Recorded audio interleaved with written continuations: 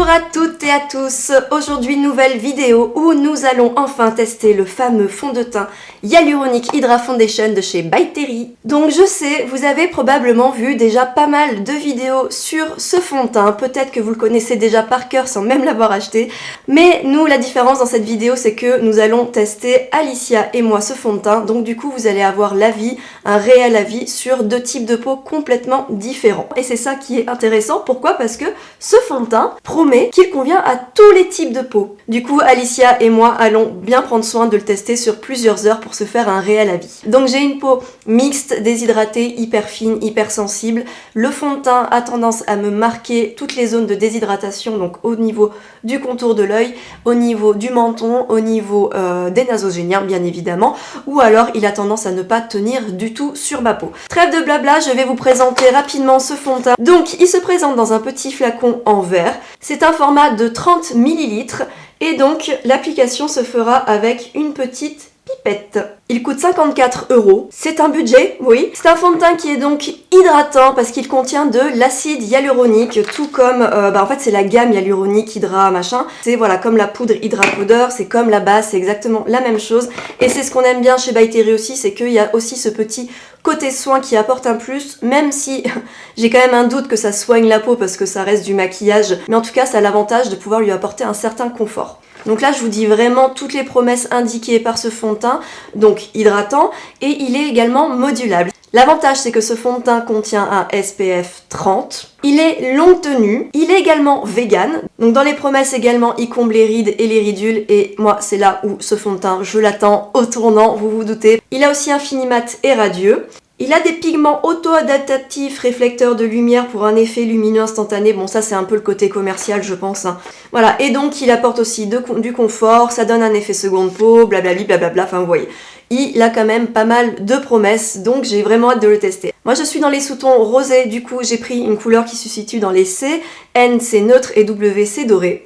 Alors point important, j'ai oublié de vous préciser qu'il y a 15 teintes disponibles pour ce fond de teint et malheureusement il n'y a clairement pas assez de teintes pour les peaux foncées à très foncées. Donc la marque conseille, si vous voulez une couvrance naturelle, vous pouvez appliquer 2 gouttes et appliquer le fond de teint au doigt. Si vous voulez une couvrance moyenne, vous pouvez appliquer 4 gouttes et faire votre teint avec un pinceau, fond de teint. Et si vous voulez une couvrance forte, vous pouvez l'appliquer, donc appliquer 6 gouttes et appliquer avec une éponge fond de teint. Donc avant de commencer mon maquillage, je me suis bien sûr lavé les mains, j'ai appliqué tous mes soins et je vais maintenant appliquer la base Hydra Primer de chez By Terry, toujours. Donc cette base, franchement, moi je l'adore parce qu'elle est fraîche quand vous l'appliquez.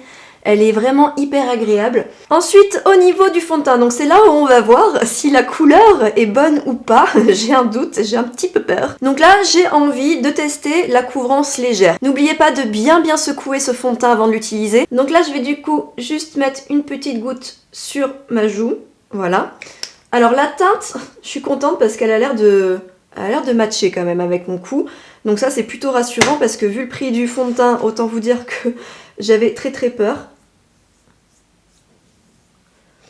Alors il y a une odeur, ce fond de teint, il sent un peu comme la crème solaire en fait. Mais genre une bonne odeur de crème solaire. Ouais, donc sachez qu'il a une odeur qui est quand même assez présente. Je sais pas si ça reste sur la peau ou pas, moi c'est pas tendance à me déranger. Mais ça reste quand même une odeur qui est agréable, c'est pas une odeur qui te prend la tête. Donc ensuite, au niveau du rendu, alors là on voit effectivement que ça commence à unifier. Je sais pas si vous voyez la différence entre les deux. Donc effectivement l'application au doigt, on dirait que ça marche plutôt pas mal.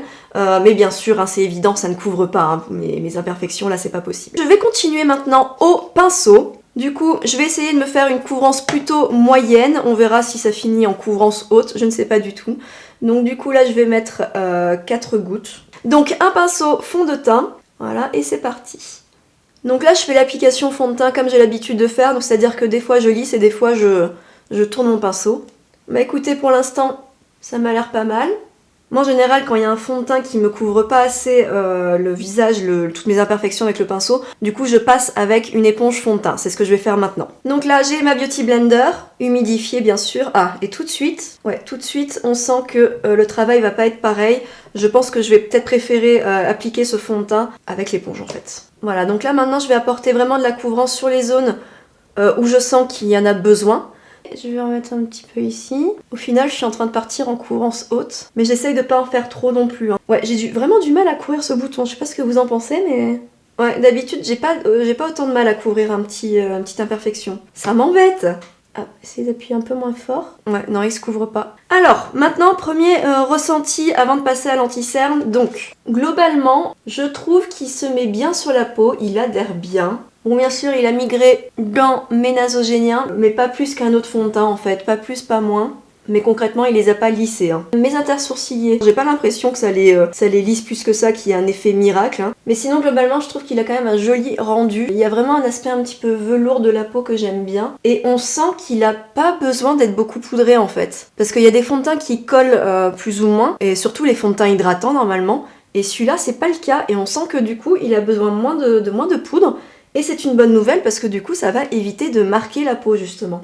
Vous savez quoi en fait? J'allais utiliser un anti-cerne différent et en fait je me suis dit ben non, comme le teint est très très clair finalement, peut-être que ce fond de teint servira aussi d'anti-cerne tant qu'à faire. Donc je vais l'utiliser en anti-cerne sur mes yeux et je vais venir directement tapoter, alors sur les paupières pour apporter un peu plus de couvrance. Et en plus comme ça permettra de voir si ce fond de teint marque mes ridules d'hydratation ou pas au niveau du contour des yeux. Je vais maintenant passer à la poudre. Donc moi j'utilise la poudre Rosy Light, toujours dans les mêmes tons.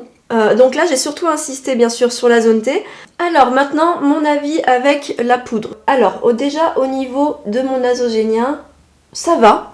Ça n'a pas trop migré. Ensuite au niveau des yeux, bon ça a quand même tendance à bouger un petit peu. Mais ça va, c'est plutôt correct. Franchement, j'ai été beaucoup plus marquée que ça. De toute façon, vous l'avez vu dans notre test Makeup Revolution, à quel point on peut être marqué avec un fond de teint et un anti-cerne. Et là, je pense que vous voyez clairement la différence. Et franchement, j'aime bien. Même l'intersourcilier, je suis étonnée. Mais ce fond de teint, en fait, il a une texture bizarre, un petit peu poudreuse. C'est pas un fond de teint normal. Je vais maintenant me maquiller et ce maquillage va me prendre un petit peu de temps, du coup ça va faire évoluer un petit peu le fond de teint et je vous retrouve juste après. Et voilà, je viens de me maquiller, de me coiffer. Oui, ce maquillage est un petit peu fort, mais je voulais tester la fameuse palette de chez Sananas dont tout le monde a parlé et qu'une abonnée nous a gentiment offert. Donc Maryse, merci beaucoup si tu passes par là, ça fait extrêmement plaisir. Donc là, je pense qu'il y a plus d'1 heure qui est passée. Bon, il a migré, mais quand même beaucoup moins que certains fonds de teint, c'est quand même pas... exagéré.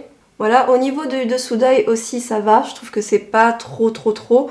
Mais par contre, là ce qui me dérange c'est vraiment, je sais pas si vous voyez là toutes les petites aspérités que ça crée sur mon front. Là j'ai des petites rougeurs qui refont apparition petit à petit. Voilà, donc comme je vous l'avais dit, mon problème c'est que ma peau ne tient pas le fond de teint. Après, il est confortable, quand je me regarde de loin, j'aime plutôt bien le rendu, mais quand je me regarde de près, je sais pas, je suis un peu mitigée. Je suis dehors, je vous fais un petit selfie avec mon appareil, mon téléphone, et vous voyez qu'il me marque pas mal, hein, alors que le selfie ça a tendance quand même à... Je suis dégoûtée. En fait, ça fait ressortir tous les défauts de ma peau.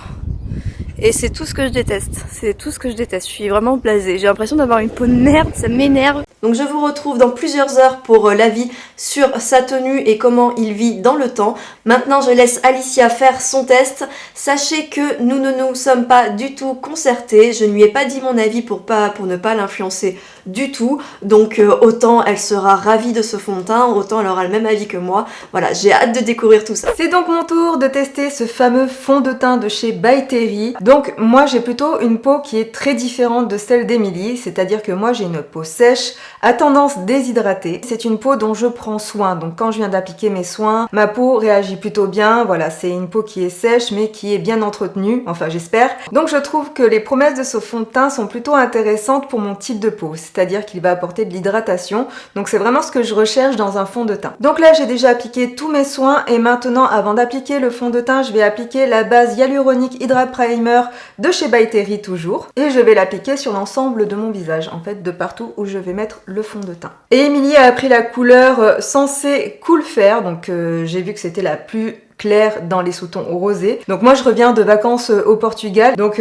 j'ai pris des couleurs, je suis un tout petit peu plus foncée que ce que je suis d'habitude. Tant pis, hein, le fond de teint sera un peu clair, mais ça ne m'empêchera pas de pouvoir donner mon avis sur la texture, sur sa tenue, etc. etc. Donc moi je n'ai pas le pinceau de chez By Terry, donc je vais appliquer ce fond de teint avec ma Beauty Blender. 1, 2, 3... 4, 5, 6, 7... Ouh, j'en ai peut-être mis un tout petit peu plus, mais bon, c'est pas grave. Et pour perdre le moins de produit possible, je vais appliquer le fond de teint directement sur ma peau parce que si je le prends avec ma Beauty Blender, je pense que ça va boire un peu trop le produit. Et je vais venir appliquer le fond de teint sur l'ensemble de mon visage. Alors c'est marrant parce que je trouve qu'il sent un petit peu la crème solaire. Ouais, il sent complètement la crème solaire même, je trouve. Mais la bonne odeur de crème solaire. C'est pas désagréable. Ça rappelle un peu les vacances. Oula, oui, c'est très... C'est très clair, hein. Écoutez, moi je trouve qu'à l'éponge, il s'applique plutôt bien, même avec la Beauty Blender, et que je ne perds pas trop en couvrance. Je pense que c'est un peu le max de ce qu'il peut donner avec une première couche, donc c'est pas mal du tout. Et c'est vrai que j'aurais préféré avoir ma couleur, mais bon. Donc comme il est très clair, je l'applique aussi sur mes cernes, comme ça pourra bien unifier mon teint, et après ça sera moins difficile de mettre mon anti-cerne. Donc je viens d'appliquer le fond de teint et je ne l'ai pas encore poudré. Je trouve que c'est un fond de teint qui donne un aspect flouté à la peau, c'est-à-dire que je trouve qu'il floute les pores, là comme ça. Au niveau des rides, il glisse un petit peu dans les rides du front, mais ça ne se voit pas. Il faut vraiment mettre le miroir très près pour que je puisse le voir. Je trouve qu'il est plutôt pas mal au niveau des ailes du nez. Chez moi, c'est un gros problème parce que j'ai les ailes du nez assez sèches et qui ont tendance à toujours très vite marquer. Les fonds de teint me marquent cette zone et là, je dois dire que même sans avoir poudré, le fond de teint réagit plutôt bien sur cette zone. Donc je suis plutôt contente. Et écoutez, au niveau du reste, je suis assez satisfaite et c'est vrai qu'il a plutôt un rendu mat au bout de quelques secondes après l'application et c'est vrai qu'il est quand même assez lumineux. Donc voici ce que donne le teint une fois poudré. Bien sûr, j'ai mis de l'anti-cerne, donc j'ai mis l'anti-cerne de chez By Terry et j'ai aussi mis la poudre de chez By Terry. Donc moi, j'ai mis ma poudre, celle que j'utilise habituellement, qui est la 100N, donc qui m'a permis de retrouver un sous-ton un petit peu plus neutre. Je finis mon maquillage et on se retrouve tout de suite. Et voici ce que donne le fond de teint une fois le maquillage terminé. Donc autant vous dire que j'ai dû mettre pas mal de poudre bronzante. Le fond de teint a pas hyper bien réagi au frottement des pinceaux. Je trouve qu'à certains endroits, il s'est déplacé. Il n'a pas une énorme couvrance, c'est-à-dire que comme vous pouvez le voir à certains endroits, les petites rougeurs sont très vite réapparues. Et je trouve aussi qu'il a tendance à me faire quand même ressortir quelques petites zones de sécheresse. Alors non pas qu'il les marque vraiment beaucoup, mais je trouve qu'il fait ressortir ce côté de ma peau qui est voilà le côté de ma peau qui est déshydraté et sec, ce qui m'a un petit peu étonnée vu que c'est un fond de teint qui est censé être hydratant. Mais bon, je vais les laisser un petit peu évoluer tout au long de la journée. Peut-être que la dose d'hydratation va finir par ressortir. En attendant, je vous place quand même un petit plan du fond de teint à la lumière du jour pour que vous puissiez vous donner une autre idée de ce que ça peut donner hors lumière artificielle. Je vous laisse maintenant avec Émilie qui va vous donner son avis final sur le fond de teint. On va enfin savoir comment il s'est comporté sur sa peau tout au long de la journée. Je vais à mon tour laisser le fond de teint vivre un petit peu, quelques heures, et je vous retrouve après Émilie pour vous donner ma conclusion finale. À tout de suite. Alors, je viens de finir mes courses, enfin tout un tas de trucs, et ce qu'on peut dire c'est que ce fond de teint tient très très bien, effectivement. Il n'a pas bougé d'un poil. S'il y a bien un point positif, je pense que c'est la longue tenue. Et me voici de retour. Il est bientôt 21h. Et donc, ça fait quasiment 9 heures que je porte ce fond de teint. Alors comme vous pouvez le constater, je brille énormément. Bon, ça je m'en doutais un petit peu parce que j'ai pas du tout mis de base matifiante. Donc sur le front, je n'ai pas du tout tenu le fond de teint. Mon fameux bouton a refait apparition et d'autres petits boutons qu'on voyait pas tout à l'heure aussi. Donc là j'ai clairement des manques de fond de teint. Les intersourciliers, ils sont un petit peu marqués. Le fond de teint a pas migré des masses. Sous le contour de l'œil, ça a pas trop bougé. Sur le menton, pareil, ça a commencé un petit peu à se barrer. Ensuite, sur le reste des joues, par contre, ça a plutôt bien tenu. Ensuite, je trouve que le fond de teint a tendance à marquer les pores de mes joues. Alors que s'il y a un truc que j'ai de bien sur ma peau, c'est que justement, mes pores sont pas trop dilatés. Et là, j'ai l'impression que mes pores sont hyper dilatés. Alors que clairement, j'utilisais la poudre By Terry et quand j'utilise, ça ne m'arrive jamais quand j'utilise le fond de teint Born to Glow de chez NYX ou encore celui d'Anastasia Beverly Hills. Voilà, donc je comprends pas trop ce qui se passe. Pour le moment, pour ce premier essai, je vous avoue que je suis un peu dubitative, un peu déçue par rapport aux promesses de ce fond de teint. En fait, je ne m'attendais pas du tout à ce côté poudreux quand on l'applique. Et j'ai toujours eu du mal avec les fonds de teint qui ont justement un rendu poudreux assez vite en fait. Donc je vais lui donner une deuxième chance à ce fond de teint, déjà parce qu'il m'a coûté très cher, donc si vraiment il me convient pas, je les ai là. Donc demain matin, ce que je vais faire, c'est que je vais appliquer en plus le Pore Perfecting Primer de chez Makeup Revolution, afin en fait de matifier la zone T. Et ensuite, ce fond de teint, je vais uniquement l'appliquer au doigt, c'est-à-dire vraiment en légèreté. Et ensuite, je prendrai l'éponge, mais vraiment uniquement pour les petites zones où j'ai vraiment besoin de couvrance, mais ça sera vraiment minime. Voilà, on lui laisse une deuxième chance et vous allez voir le résultat maintenant. Tadam, deuxième essai. Alors, est-ce que cette deuxième chance aura rapporté des points au fond de teint By Terry? Très bonne question. Alors déjà, je pense que j'ai pris quand même une teinte trop claire pour ma carnation. Donc forcément, quand on porte un fond de teint un peu plus clair, on a du mal à forcément voir le bon résultat du fond de teint. Mais ça n'excuse pas tout. Donc là, au niveau du rendu, je trouve que c'est un petit peu mieux qu'hier, étant donné que j'ai appliqué beaucoup moins de fond de teint. Même si hier, je n'en avais pas appliqué énormément, là, j'ai vraiment pris soin d'y aller avec parcimonie. Mais là, je viens de l'appliquer, donc j'ai vraiment un doute sur l'évolution de son aspect dans la journée. Sur mon type de peau, je pense qu'il est mieux d'utiliser ce fond de teint en légèreté. Mais malheureusement, comme j'ai des imperfections, je suis obligée de couvrir certaines zones un petit peu plus que d'autres. Et si je prends le risque de faire ça avec ce fond de teint, le rendu ne sera pas beau du tout. Comme vous l'avez vu hier, le rendu était vraiment catastrophique. Donc je vais reprendre la liste de ses promesses et on va voir ensemble s'il a tenu ses promesses sur ma peau. Alors est-ce que ce fond de teint est hydratant? Alors, il est confortable, ça c'est un très bon point. Par contre, son rendu poudreux qui arrive très rapidement, qui nécessite peu de poudre, et bah du coup je trouve que ça lui enlève son côté hydratant. Et moi qui ai une peau très déshydratée, et bah je trouve que ça marque quand même pas mal. Tous les pores de ma peau sont plus marqués. Même quand je mets pas de poudre, là par exemple je n'ai pas mis de poudre, j'ai l'impression qu'il y a de la poudre qui s'est mise dans mes pores en fait. Je trouve qu'il a aussi tendance à marquer un petit peu les zones de sécheresse, les zones de déshydratation de la peau. Donc non, pour ma peau, ce fond de teint n'est pas hydratant. En comparaison avec le fond de teint Reboot de Make Up For Ever ou même le Born to Glow de chez NYX, sur ma peau je les trouve beaucoup plus confortables. En fait c'est ça, je pense que ma peau est tellement déshydratée que je pense que tout ce qui est fond de teint trop liquide, trop aqueux de ce type, finalement ma peau absorbe toute l'eau et tous les pigments restent après à la surface de la peau, ce qui fait que ça marque ma peau. Ensuite, est-ce qu'il sublime la peau? Je trouve pas plus que ça, en tout cas pas la mienne, voilà. Ensuite, est-ce que la couvrance est modulable? Alors là, moi je trouve que la couvrance naturelle, ok, la couvrance moyenne, on est limite, et la couvrance haute, pas du tout, mais alors pas du tout. C'est-à-dire que j'ai jamais autant galéré pour cacher des petites rougeurs. Là, j'ai réessayé à tapoter comme j'ai l'habitude de faire avec les autres fonds de teint. Ça ne marche absolument pas. Donc je pense que les peaux avec beaucoup d'imperfections ou beaucoup de rougeurs comme la mienne, c'est même pas la peine, vous n'arriverez pas à couvrir. Ou alors, il faudra utiliser un correcteur après, par-dessus votre fond de teint ou par-dessous, ça c'est comme vous voulez. Mais ce n'est pas le fond de teint qui suffira à couvrir du coup les imperfections. Donc teint lissé, teint unifié, pour moi, non, pas du tout. Est-ce qu'il est longue tenue? Oui, ça par contre je suis assez d'accord parce que hier quand je l'ai testé toute la journée, effectivement, il a quand même tenu pas mal de temps avant que je commence à briller. Est-ce qu'il comble les rides et les ridules? Non, pas plus que ça. Chez moi, ce fond de teint aura même tendance à marquer mes rides du lion et mes nasogéniens. Conclusion pour moi, l'utilisation de ce fond de teint est un fail, c'est un échec et je suis vraiment déçue à un point, vous n'imaginez même pas. Je pensais vraiment que ce fond de teint serait celui de toutes mes attentes parce que j'adore tellement la poudre. La poudre, je la surkiffe, la base pareil, je me suis dit ça y est, hop, on a encore un produit de plus dans la gamme, ça va être génial. Et ben non, pas du tout. En tout cas, pas pour moi, pas pour mon type de peau, pas pour mon état de peau, ça je pense que vous l'avez compris.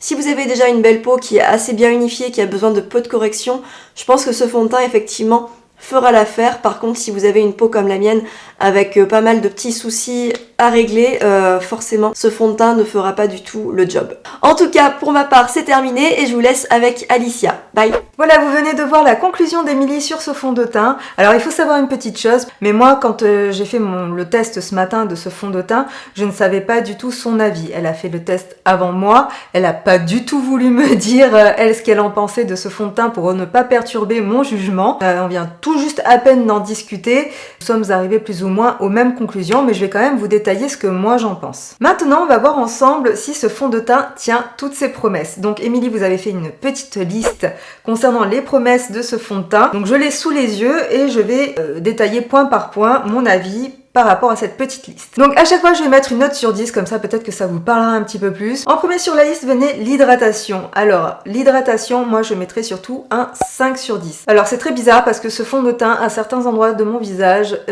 fait gras et à d'autres endroits par contre il a tendance à faire ressortir les petites aspérités de ma peau, les petites zones de sécheresse, sur mon nez surtout. J'ai pas compris pourquoi tout d'un coup j'avais des petites poux qui ressortaient alors que depuis quelques jours voilà je fais des gommages, hier j'ai fait un masque, aujourd'hui j'ai bien hydraté ma peau et avant de me maquiller je n'avais pas ces petites peaux. Donc c'est vraiment le fond de teint qui a fait ressortir ces petites peaux à la surface de ma peau. Et à d'autres endroits ma peau est plutôt bien hydratée, donc voilà, j'ai l'impression que à certains endroits c'est assez bien hydraté, par contre à d'autres endroits ça fait ressortir des zones de sécheresse, donc je trouve ça très perturbant. Ensuite dans la liste il y avait le confort seconde peau. Je dirais que je mettrais un 8 sur 10 parce que c'est vrai que ce fond de teint est vraiment très confortable. Je ne l'ai pas senti au long de la journée sur ma peau, mis à part peut-être son parfum. Donc c'est vrai que moi je suis assez sensible au parfum dans les fonds de teint, c'est quelque chose dont j'ai du mal à m'habituer. Donc même si l'odeur s'atténue au fur et à mesure de la journée, on la sent quand même. Donc si vous n'aimez pas trop les fonds de teint parfumés, peut-être que celui-ci ne vous conviendra pas. Ensuite nous allons parler de la longue tenue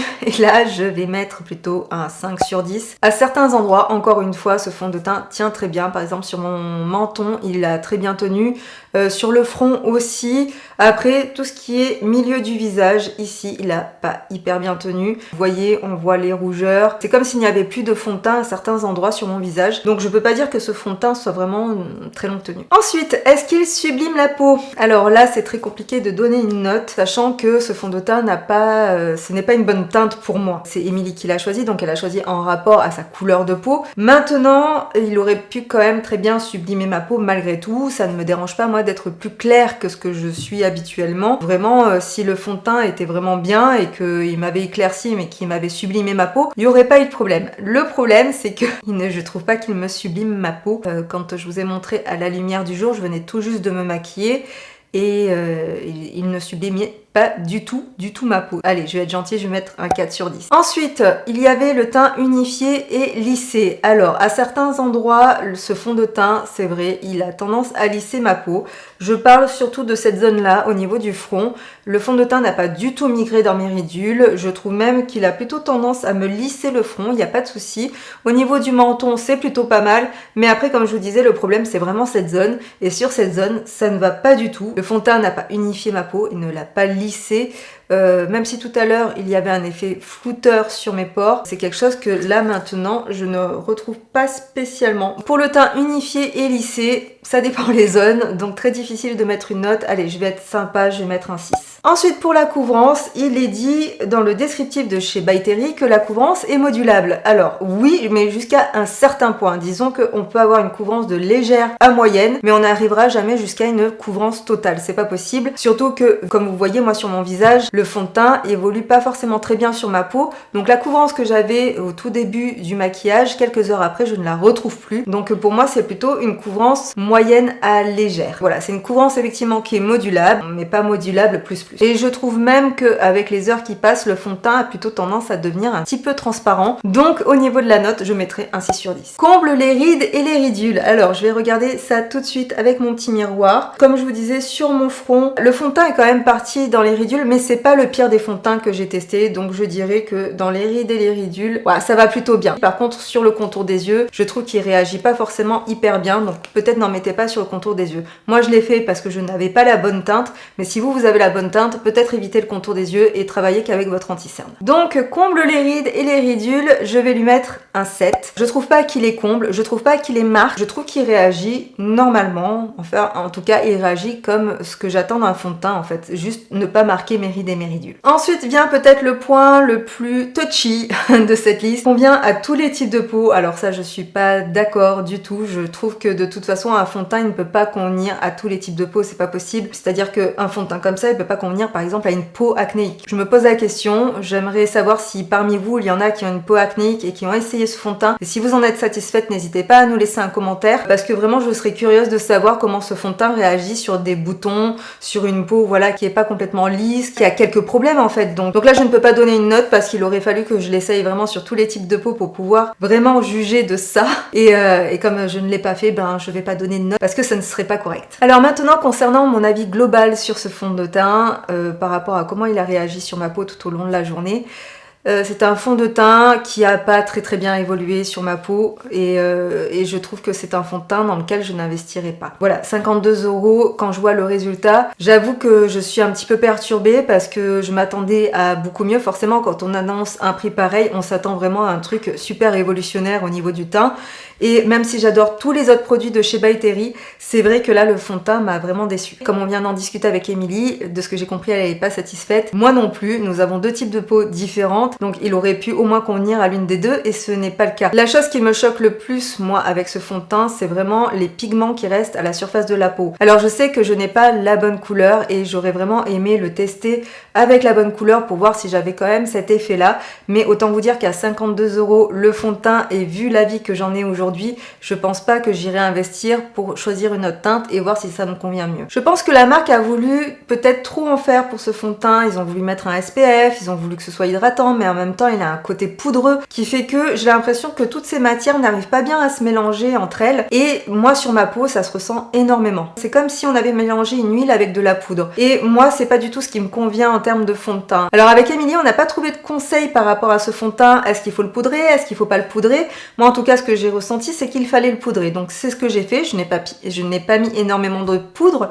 parce que sur le moment j'avais vraiment l'impression que le fond de teint était quand même déjà un peu poudré, mais je sentais qu'il commençait déjà à glisser sur ma peau, donc je l'ai poudré, et je l'ai poudré avec la poudre qui va avec ce fond de teint, donc normalement ça aurait dû bien se passer. Or ça n'a pas du tout été le cas. Quand même la conclusion qu'on s'est fait avec Émilie, c'est que on a beau kiffer une marque, on a beau aimer plein de produits de la marque, c'est pas pour autant que tous les produits vont forcément nous convenir. Tous les autres produits, on les adore, d'ailleurs vous le savez, on en parle souvent dans nos vidéos, on vous les recommande souvent, mais le fond de teint malheureusement, et par rapport à notre avis à nous, ce n'est pas forcément un produit qu'on vous recommandera d'acheter les yeux fermés. Testez d'abord avec un échantillon parce que à ce prix-là, on peut pas vous dire allez-y foncez, vraiment je pense qu'on s'en voudrait beaucoup de vous avoir conseillé un fond de teint à 52 € alors que nous en fait il ne nous convient pas. En conclusion, sur 4 produits de la marque By Terry que nous avons testé, un seul nous a fait défaut et c'est le fond de teint. Alors c'est vrai, ce n'est pas un drame et ça ne nous empêchera pas de vouloir tester d'autres produits de la marque, mais pour Émilie c'est vrai que c'est un petit peu compliqué parce que elle du coup elle a payé et j'avoue qu'elle est un peu dégoûtée.